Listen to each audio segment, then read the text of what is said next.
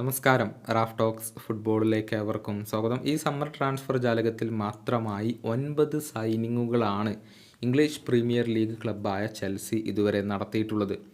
നിലവിൽ ഒരുപാട് താരങ്ങൾ ചെൽസി എന്ന ടീമിനകത്തുണ്ട്. ഒരു വലിയ സ്ക്വാഡ് തന്നെ അവർക്ക് അവകാശപ്പെടാൻ സാധിക്കുന്നുണ്ട് എന്നുള്ളതാണ്. പക്ഷേ ഇതേ പ്രധാനപ്പെട്ട പ്രശ്നം എന്തെന്നാൽ ഭൂരിഭാഗം താരങ്ങൾക്കും മതിയായ അവസരങ്ങൾ ക്ലബിനകത്ത് ലഭിക്കില്ല എന്നുള്ളതാണ്. അത് ഉറപ്പായി കഴിഞ്ഞ ഒരു കാര്യമാണ്. ഒരുപാട് താരങ്ങളെ വാങ്ങിക്കൂട്ടിയതിൽ ഇപ്പോൾ ചെൽസിക്ക് വലിയ രൂപത്തിലുള്ള വിമർശനങ്ങൾ ഇപ്പോൾ വിമർശകരിൽ നിന്നും ലഭിക്കുന്നുമുണ്ട്. എന്നാൽ ചെൽസിയുടെ പരിശീലകനായ എൻസോ മരസ്ക ഇക്കാര്യത്തിൽ യാതൊരുവിധ ആശങ്കകളും പ്രകടിപ്പിക്കുന്നില്ല.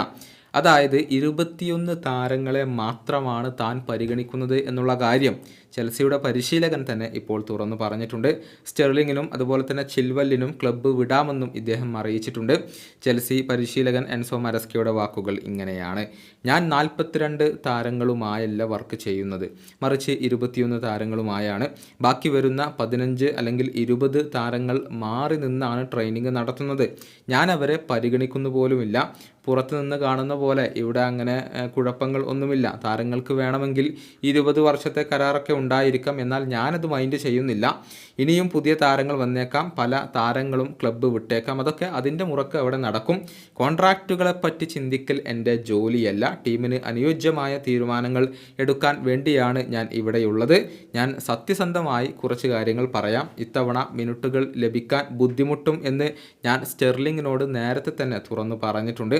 ചിൽവെല്ലും ഇവിടെ ബുദ്ധിമുട്ടും, അത് ഞാൻ അവരോട് തന്നെ മുഖത്ത് നോക്കി പറഞ്ഞിട്ടുണ്ട്.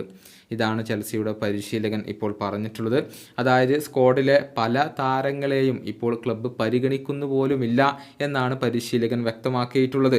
ട്രാൻസ്ഫർ വിൻഡോ അടക്കുന്നതിന് മുൻപ് പരമാവധി താരങ്ങളെ ഒഴിവാക്കാൻ ചെൽസി ശ്രമിച്ചേക്കും എന്നുള്ളതാണ്. ഏതായാലും മികച്ച താരങ്ങളെ ഉൾപ്പെടുത്തിക്കൊണ്ട് ഒരു സ്ക്വാഡ് നിർമ്മിക്കുക, അതിൽ നിന്നും മികച്ച താരങ്ങളെ ഉൾപ്പെടുത്തിക്കൊണ്ട് ഒരു സ്റ്റാർട്ടിംഗ് 11 നിർമ്മിക്കുക എന്നുള്ള വലിയ വെല്ലുവിളി തന്നെയാണ് ഇപ്പോൾ ചെൽസി പരിശീലകൻ്റെ മുന്നിലുള്ളത്.